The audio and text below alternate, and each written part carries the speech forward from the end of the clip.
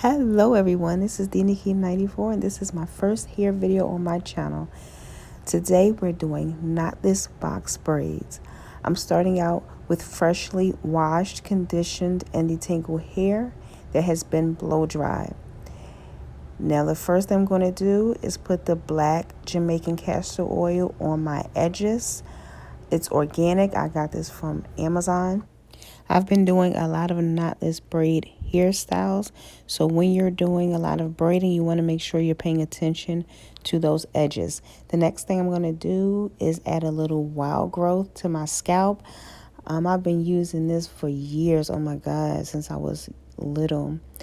And I'm just going to use the ball of my fingers and massage that oil into my scalp. I try to do this every time I braid my hair. Looking at my hair, I can see I'm desperately in need of a trim. So when I take these braids out, I will be getting rid of all the dead hair. Now, off camera, I did section my hair into two sections, the front and the back. I parted from ear to ear, and I completed the back part off camera. So now what I'm doing is I'm going in with the Shine and Jam, the one in the green jar. I use that to define my parts, and I also use it at the base of each box braid. And then what I'm going to do is I'm going to comb that through so it can be nice and neat. And I'm going to try to clean my edges up as much as possible. And I'm going to get ready to start braiding. So I'm taking that section and I'm separating it into three parts. Now, if you notice, what I'm doing is I'm going in with the braiding hair very, very early. And the reason I'm doing that is because I've seen a lot of knotless braids and they're like small towards the root and then they just get big towards the end. And I don't like the way that that looks. So I think this is a more natural look. You're still braiding your own hair and then going in as much to the root as possible where it's still a knotless braid, but you don't have that small braid at the roots and then bigger braid where it's obvious where the transition happens. So that's why I do it that way. So I'm going to continue adding here until I get to the thickness that I want. And then once I do that, I'm going to reposition my hand where I feel comfortable braiding. And I'm just going to braid that down to the end. Now, braiding isn't the issue for me. I've always known how to braid. I could braid since I was 4 because my mom was a cosmetologist. So that's one thing that I learned very, very early. It's the technique. It's the parting, getting the parts clean and looking proper, making sure that the roots are neat, making sure that there's consistent braid from root to end. Those are the things that I'm trying to work on. I'm trying to get better at. And another thing that I wanted to point out, as I'm going and braiding down the braid, I'm adding more of that Shine and Jam as I braid. And I'm doing that, of course, so the braid can look as neat as possible. It can help with flyaways. And I definitely want to make sure that my ends are tucked in. That's something that I have gotten a lot better at lately, is making sure my ends don't show in the actual braid. Now, me braiding my hair, the braiding part from start to finish, took almost 9 hours to do. Now, if I was braiding someone else's hair, it wouldn't take that long. And I think the main reason why it took that long, well, there's a couple. One was because I spent a lot of time parting and reparting and reparting again. And also, I work from 8:30 to 4:30, and I start braiding at 4:35. And I didn't get finished to almost 1:30 in the morning.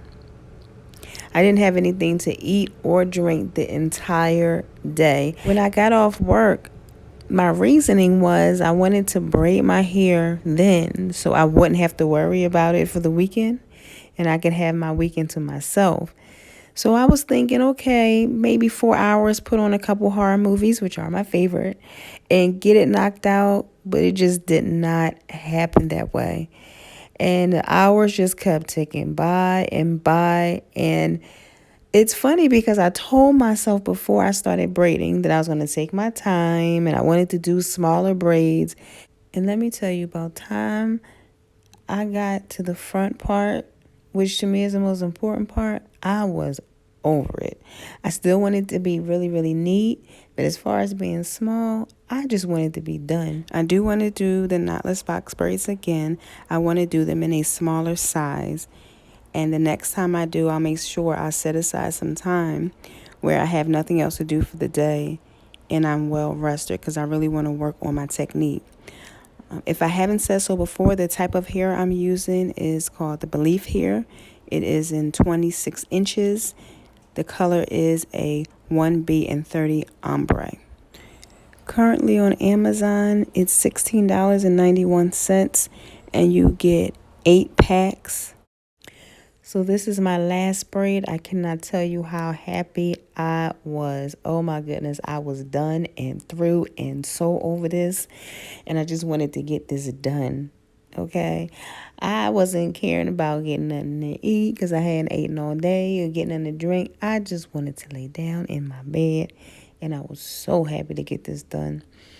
Let me tell you, when I say it took everything in me to keep braiding, and I mean everything in me, it is almost 1:30. It's funny, my daughter was like, why don't you just finish tomorrow? And I was so stubborn. I'm like, absolutely not. Absolutely not. When I wake up in the morning, I don't want to have anything to do with braiding. And looking back, it was a good decision too. I had a really good weekend that weekend, not having to worry about my hair. And I don't know if you can tell, but I'm rocking back and forth, doing everything I can to get through this last braid. It took everything in me to get through this last braid. And finally,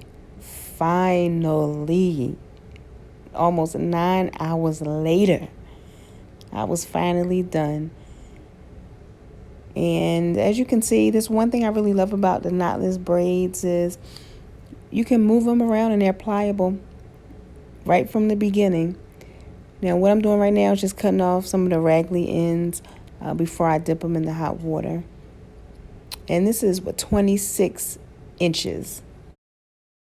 And finally, I'm going in with the same Shine Jam in the green jar that I use for the braiding. And I'm just trying to clean up my edges a little bit, make it look neat. It's always the little things, the finishing touches that really brings the style together.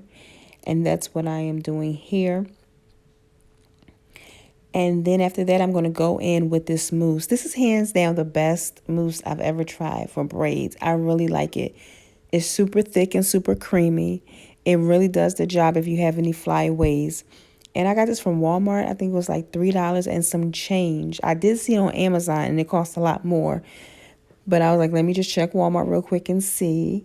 And I found it. And I was really happy about that. And after I put this on my hair, what I do is I just take a regular scarf and tie my hair up.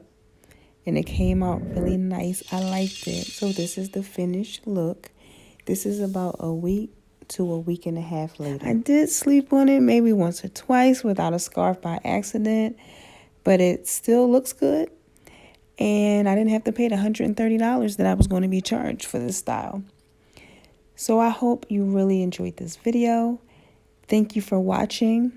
Hit the subscribe button on your way out and click that notification bell so you are notified every time I upload a new video.